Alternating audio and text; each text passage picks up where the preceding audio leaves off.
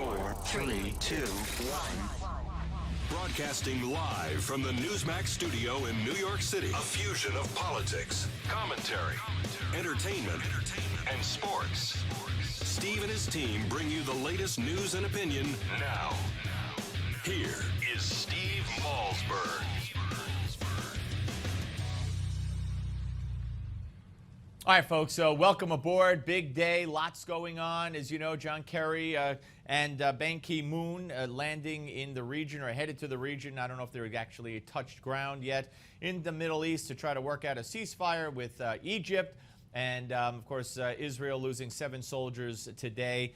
Interesting, the Hamas propaganda machine and how the media just marches in lockstep to whatever Hamas tells them. There were reports yesterday that Hamas had kidnapped an Israeli soldier.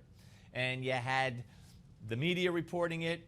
You had CNN and New York Times and all them putting out alerts, I believe. And you had reports of candy being given out to children in the Palestinian territories and by the PA, the peace-loving PA. Celebrations in the streets over the kidnapping, capture of an Israeli soldier. Just one problem. Several hours later, we get word from the U.S. ambassador, or the Israeli ambassador to the United States, that guess what? They did not kidnap an Israeli soldier. Now, they had a name. They had a serial number-like number. Now, whether or not that was even accurate, I don't know. But they had that, and they announced that, but they didn't have a soldier. And as far as we know, Israel says no, and I haven't heard boo from Hamas. I haven't heard boo from the media. I'm sure many members of the media are very disappointed. I'm talking about, you take the whole world media and you could pick and choose who I'm talking about, or guess yourself, because I'm guessing that some of them are very disappointed that, in fact, Hamas does not have a member of the Israeli army in their possession, because it would have been so fair, you know, so fair. All right, Peter King joins us first. A little bit of what Barack Obama had to say earlier today. Russia has extraordinary influence over these separatists. No one denies that. Russia has urged them on. Russia has trained them. We know that Russia has armed them with military equipment and weapons, including anti-aircraft weapons. Key separatist leaders are Russian citizens. So, given its direct influence over the separatists, Russia, and President Putin in particular, has direct responsibility to compel them to cooperate with the investigation. That is the least that they can do. All right, folks, and joining us now is Congressman Peter King from the great state of New York, member of the House Homeland Security Committee and chair of the House Subcommittee on Counterterrorism and Intelligence. Hello, sir. Steve, great to be with you. How are you? Thank you very much. I'm fine. All right, before we get to Gaza and what the president had to say about that and the latest, let's talk about Russia and the latest there. I mean, the president talking about the bodies, talking about the just incomprehensible situation that still exists there at that site. But, I mean, do you expect Vladimir Putin to say, okay, Barack, since you gave me some leeway after the election, now I'm going to return the bodies, I'm going to give you the black boxes, I'm going to give you over the people who shot the missiles. Here, by the way, here's the equipment that was used to fire the missile. It's all yours. No, obviously Putin is only going to do what he has to do and what he feels is going to benefit him, or at least is going to make it vague as to who's responsible and who's not. In a way, we're playing a game here. We're playing Putin's game with this investigation, too, though, because there's no doubt where the missile came from. There's no doubt that the only way that the secessionists could have had access to the missile is by getting it from the Russians. I mean, this is a game we're playing, and I would think that, you know, but the crime scene will be so contaminated, they'll go in there, and Russia will still be able to say, well, who knew this and who knew that, and how do we know for certain? So we're putting almost all our eggs in one basket of this investigation, which could end up being, first of all, everyone right now thinks that Putin is responsible, ultimately responsible, for having been so criminally negligent in giving these weapons to the to the separatists.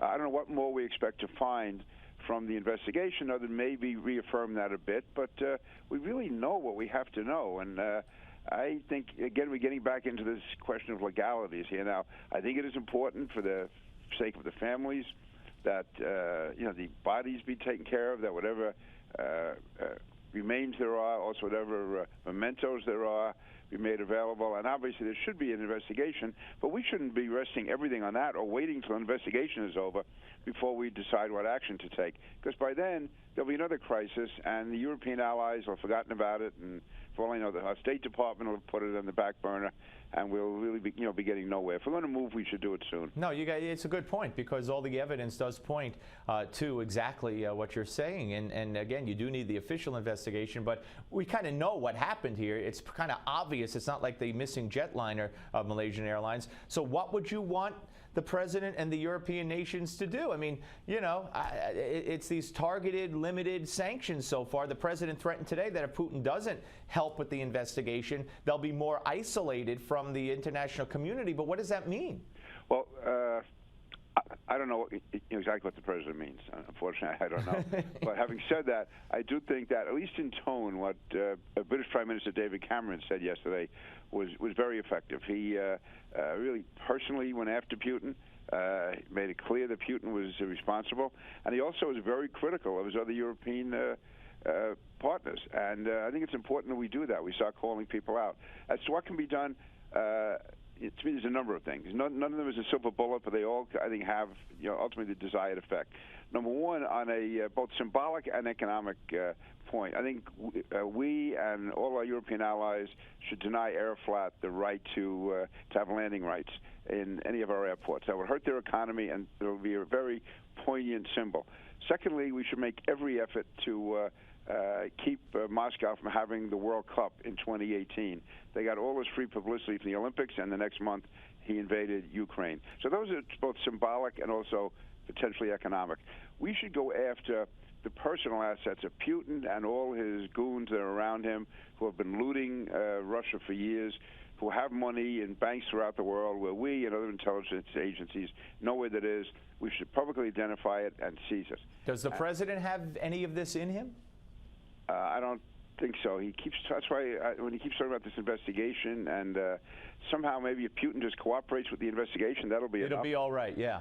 So that's why I'm, you hear people talk about, and not the president, but you hear people in the media talk about, an off-ramp for Putin or giving Putin a face-saving way. No, I don't think there's any. It's right to let him save face on this. What he did violates all the civilized norms. Yep. I mean, to be giving those type of weapons to a separatist group, and I would have felt the same way if Ronald Reagan had given those type of deadly weapons to the Afghan rebels. We did give them certain weapons, there's no doubt about it, but there's a level that you don't go beyond. You keep control over your ultimate deadly weapons, and that's what these were, especially knowing there's going to be passenger flights in that area. So Putin violated all the civilized norms, and he should not be treated as another world leader. He should not be part of any economic group. He should not be considered the same as the head of state or the head of government of governments we deal with on a regular basis. Congressman, let me let you hear what John Kerry. First of all, we have a report from CNN that 7 more Israeli soldiers are dead. Right. Barack Obama also today opened his remarks by saying that Israel has done significant damage to Hamas and it's time for a ceasefire, intimating to me that you've done enough, Israel. Now let's stop it. First of all, what's your take on that theory? Only Israel knows what's essential, and I will stand by Prime Minister Netanyahu. He's the one who's under siege. He's the one who's been attacked. He's the one who has the right to defend the people who elected him to office. All right, now I want you to hear what John Kerry said on that open mic on Fox News yesterday with Chris Wallace. They elected to air it, which I applaud them for. And to me, this is the real John Kerry referring to Israel. Here it is. Yeah. It's a hell of a pinpoint operation. It's a hell of a pinpoint operation. Right. It's escalating really significantly, and it just underscores the need for ceasefire. We've got to get over there. Yep. Thank you, John. I think, John, we ought to go tonight. I think it's crazy to be sitting around. All right. Then he was asked about those comments, and he just basically blasted Hamas. But that was John Kerry when he didn't know the camera was on, mocking Israel's pinpoint operation. Yeah, that I think shows the true feelings of too many people in this administration. From day one, the president has shown his animosity toward Israel. He has made it. He tried to suggest a moral equivalency going back several years ago between Israel and its enemies. Even when the 3 young men were kidnapped and found dead, the president urged both sides to show restraint, as if we're talking about two equals here, as if two people with equal moral standing. That's just is wrong. It's absolutely wrong. Israel is right.